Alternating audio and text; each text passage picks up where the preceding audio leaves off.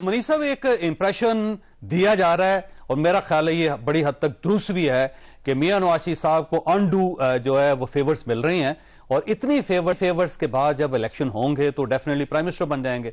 अब उसके बाद उस हुकूमत की लेजिटिमेसी क्या होगी कि बड़ी सियासी जमातें उसको नहीं मानेंगी। काज़मी साहब, एक चीज साबित हो रही है अगर हम हिस्ट्री को देखें, पाकिस्तान की हिस्ट्री को, कि हर इलेक्शन से पहले नैब जरूर इस्तेमाल होना है और किसी एक पार्टी के खिलाफ इस्तेमाल होना है और फिर वो अगले पूरे 4-4.5 साल तक उन केसेस चलना है और जब अगले इलेक्शन आएंगे तो उस नैब ने ये कहना जी कि हमारे पास तो कोई सबूत नहीं है और अगर जमानत देते हैं तो दे दें, अगर रिहा करते हैं तो रिहा कर दें। हमें आप फाइनल बता दें ताकि हम मुकदमा ही खत्म करें ताकि वक्त जाया ना हो। आप हमें बता दें कि आप वैसे बता देगा ना नैब, मुझे लगता है कल नैब बता देगा। ये वही नैब है ना जिसने इस्लामाबाद की हाई कोर्ट के एडमिनिस्ट्रेटिव ब्लॉक का दरवाजा, शीशे, खिड़कियां तोड़ के इमरान खान को धक्के मारते हुए अंदर से लेके गए थे। ये वही नैब है ना। वही नैब कह रही है अब हाई कोर्ट को, उसी हाई कोर्ट के अंदर, कि हमने मियां साहब को कुछ नहीं कहना जो सजा याफ्ता है, लेकिन वो बंदा हमें चाहिए था, उस तरह हम पकड़ के लेके गए थे। तो ये एक मजाक है। मनीष साहब, एक इंप्रेशन दिया जा रहा है और मेरा ख्याल है ये बड़ी हद तक दुरुस्त भी है कि मियां नवाज शरीफ साहब को अनडू जो है वो फेवर्स मिल रही हैं और इतनी फेवर्स के बाद जब इलेक्शन होंगे तो डेफिनेटली प्राइम मिनिस्टर बन जाएंगे। अब उसके बाद उस हुकूमत की लेजिटिमेसी क्या होगी कि बड़ी सियासी जमातें उसको नहीं मानेगी। तो इस क्यास में जो अगली गवर्नमेंट होगी वो कैसे डिलीवर करेगी पाकिस्तान के लिए? देखिए, मेरे ख्याल में जो साहब ये तो बात अब गिवन है मेरे, और विद एवरी पासिंग डे ये शायद डिबेटेबल, चले इस पे तनकीद होती रहेगी लेकिन ये डिबेटेबल नहीं रहेगी। ये तो फैक्ट है कि मियां नवाज शरीफ साहब को इस वक्त पूरा सिस्टम उनके लिए गुंजाइश निकाल रहा है और उनकी जमात की, उनकी कुर्बत पाकिस्तान की एस्टेब्लिशमेंट से कोई ढकी छुपी इस वक्त नहीं है और वो भी इक्तदार की तरफ जिस तरह हर गुजरते दिन के साथ अपने कदम बढ़ा रहे हैं तो उसके लिए एक बहुत बड़ी सहूलत उन्हें पाकिस्तान के मुख्तदर हलकों की है। अब क्रेडिबिलिटी इलेक्शन की क्या होती है? देखिए, मेरे नजदीक तो क्रेडिबिलिटी उसी वक्त इन क्वेश्चन आ जाएगी जब एक बड़ी जमात, मुझे आज नहीं पता कि वो मुल्क में सबसे मशहूर है या नहीं मशहूर रही, मुझे नहीं पता, मैं तो पिछले साल के हिसाब से चलता हूं, चले वो नहीं भी मशहूर रही लेकिन एक बहुत बड़ी जमात तो है, वो अगर इलेक्शन के अंदर अपने कैंडिडेट खड़े नहीं कर पाएगी या कैंपेन नहीं कर पाएगी या उसके पास सियासी स्पेस नहीं होगी तो ऐसी सूरत हाल में उस इलेक्शन की क्रेडिबिलिटी क्या होगी? दूसरी बात, मियां नवाज शरीफ साहब को जब वो तशरीफ लाए हैं बाहर से, जब इस तरह से उन्हें सहूलतें जिनका मैं जिक्र कर चुका हूं जब ये मिलेंगी तो उससे फिर ये तो पता लग जाएगा हर एक को कि अगर पहले इमरान खान को एस्टैब्लिशमेंट अपने कंधे पे बिठाकर लाई थी 2018 में, बदकिस्मती से इस वक्त अगर मियां नवाज शरीफ साहब इसी तरह इक़्तिदार में आते हैं और ऐसे ही हालात में जहां पीटीआई बिल्कुल मार्जिनलाइज्ड है तो फिर यही तनकीद मियां नवाज शरीफ साहब की हुकूमत पर होगी अगर वो दोबारा इक़्तिदार में आते हैं और कहा जाएगा जी कि ये भी एस्टैब्लिशमेंट के घोड़े पर चढ़कर यहां तक आए हैं। लेकिन सवाल ये पैदा होता है कि जब मियां नवाज शरीफ साहब आ जाएंगे, जितनी सिविलियन स्पेस इरोड हो चुकी है और कम हो चुकी है, बड़ी लिमिट हो गई है, क्या मियां नवाज शरीफ साहब जैसी शख्सियत जो कि पहले 3 दफा वज़ीर आज़म बन चुके हैं, उनको हमेशा से एक टर्फ का इशू रहा है मियां साहब को, खास तौर पर पिछले कुछ अरसे में, वो इतनी लिमिटेड सिविलियन स्पेस में गुजारा कर पाएंगे बहैसियत वज़ीर आज़म?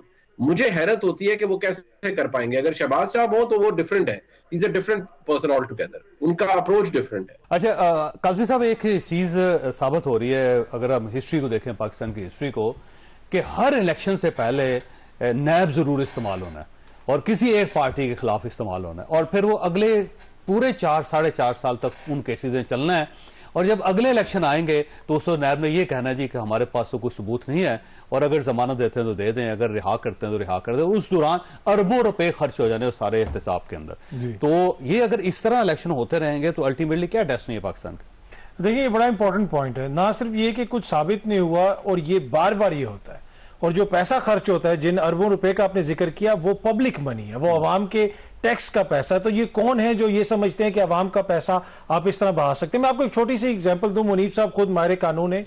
बरतानिया में वहां की जो क्राउन प्रोसिक्यूशन सर्विस है, CPS, कोई भी मुकदमा हो, उस मुकदमे के अंदर अगर 70% से कम चांस हो 60% से कि कामयाब नहीं हो सकता, तो वो मुकदमा नहीं लेके जाते। हुकूमत को कहते हैं हमें पता है कि ये बंदे ने ये किया है, लेकिन हम अदालत में अप्रूव नहीं कर सकेंगे, तो पब्लिक मनी हम इस तरह जाया नहीं कर सकते। यहाँ पे अगर कुछ झूठा साबित हो जाए तो उससे वो मुकदमे के पैसे वसूल किए जाते हैं। तो यही बात है, यहाँ पे तो देखें जिसका दिल करता है वो करता रहता है।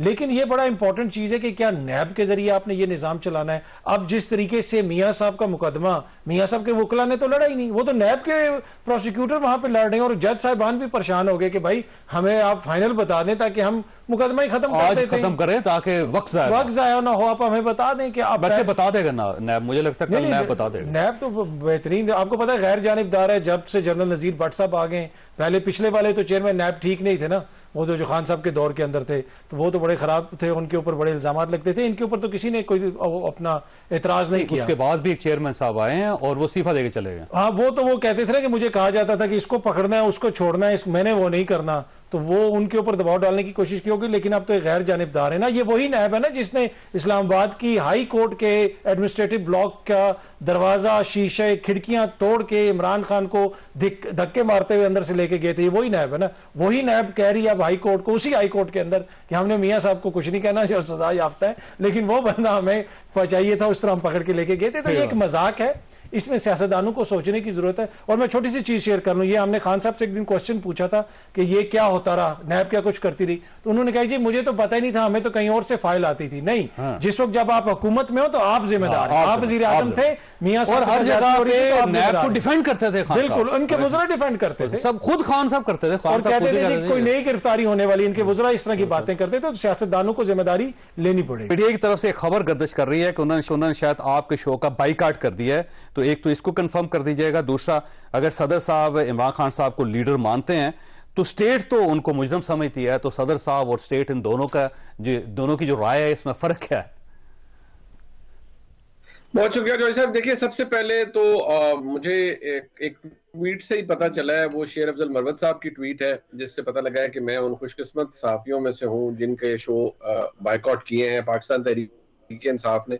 अभी ये नहीं पता कि वो कोर कमेटी कौन सी थी, वो वाली जिसको मरवत साहब मानते हैं, या वो वाली जो शोएब शाहीन साहब जिसके मेंबर है, क्योंकि आपस में भी उलझते रहते हैं।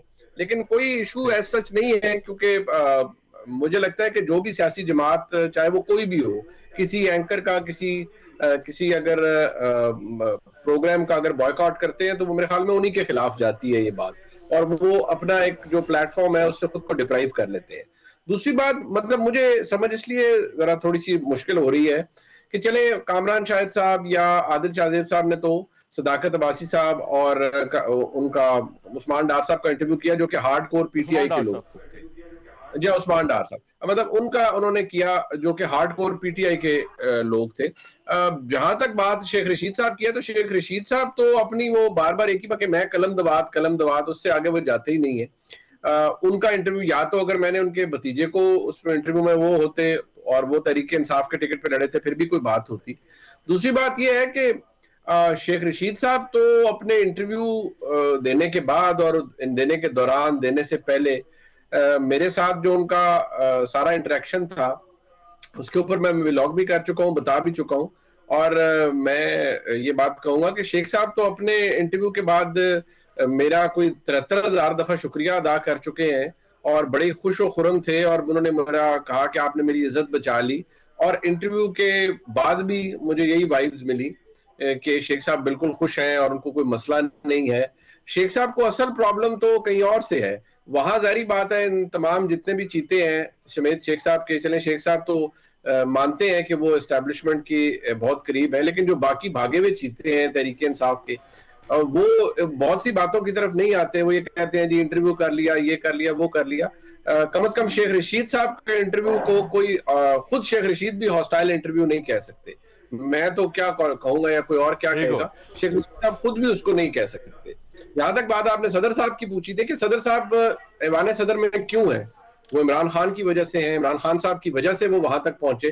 तो अच्छी बात है अगर वो उन्हें लीडर मानते हैं, और वो अच्छी बात है कि कोई भी हमारे मुल्क में as a matter of fact जो सदर है वो कभी भी बाय पार्टिजन अप्रोच नहीं रख सकता, क्योंकि किसी ना किसी पार्टी का नॉमिनी होता है वो। तो अगर आरिफ अलवी साहब ने कह दिया है तो ठीक है, उनकी सियासी सर्वाइवल के लिए ये जरूरी था, लेकिन उन्हें ये पता है कि वो उनका रोल बस इतना ही है। उन्होंने बड़ी कोशिश की तर्जुमानी करने की, तरीके इंसाफ की और इमरान खान की बात करवाने की नई आर्मी चीफ से। फिर कुछ राब्ते उन्होंने बाद में भी किए, इमरान खान साहब के जेल में जाने के बाद भी, लेकिन आगे से नंबर रिप्लाई नहीं करता और साफ जवाब आ जाता है कि अगर आपको अपनी इज्जत प्यारी है तो इस मौजू पर बात ना कीजिए।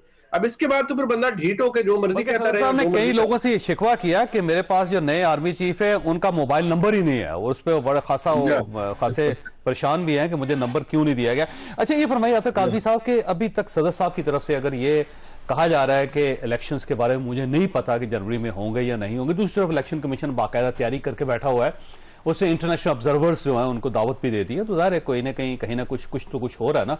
तो सदर साहब को यकीन क्यों नहीं है, और सदर साहब को कैसे यकीन दिलवाया जा सकता है? देखिए, सदर साहब का जो काम है कि उन्होंने कोई उनके पास कानून आए उस पर दस्तखत करके भेजना है या रोक देना है या वैसे भेज देना है, उनको वो नहीं पता चलता। वो बाद में उनको महीने बाद वो कौम को बताते हैं कि जनाब मुझे तो पता ही नहीं चला, थ्रू ट्वीट। हाँ, हकीकत ये है, मैं ये आपको खबर दे रहा हूं, ये मैं तज्जिया नहीं कर रहा। अगर पाकिस्तान तरीके इंसाफ में किसी शख्स से इमरान खान सबसे ज्यादा नाराज है और सबसे ज्यादा मायूस है तो वो आरिफ अलवी है। बिल्कुल सही। इमरान खान की जो मुस्तकबिल की सियासत होगी उसमें आरिफ अलवी का जीरो किरदार होगा। जो बहुत सारे लोग खान साहब को छोड़ के जा रहे हैं, जिन्होंने इंटरव्यूज दिए, जिन्होंने प्रेस कॉन्फ्रेंसेस की, खान साहब कहते हैं कि वो भी मुस्तकबिल में मेरे साथ होंगे, उनके लिए भी गुंजाइश है, लेकिन आरिफ अलवी साहब के लिए कोई गुंजाइश नहीं होगी। आरिफ अलवी साहब ने वो खेल खेला है, अब उनसे आप इख्तलाफ कर सकते हैं खान साहब की सोच से कि जो किसी ने नहीं खेला, उन्होंने इंतखाबात की डेट नहीं दी, जो उनका आईनी इख्तियार था। लेटर लिखा और इमरान खान के प्रेशर में लिखा, बिल्कुल तो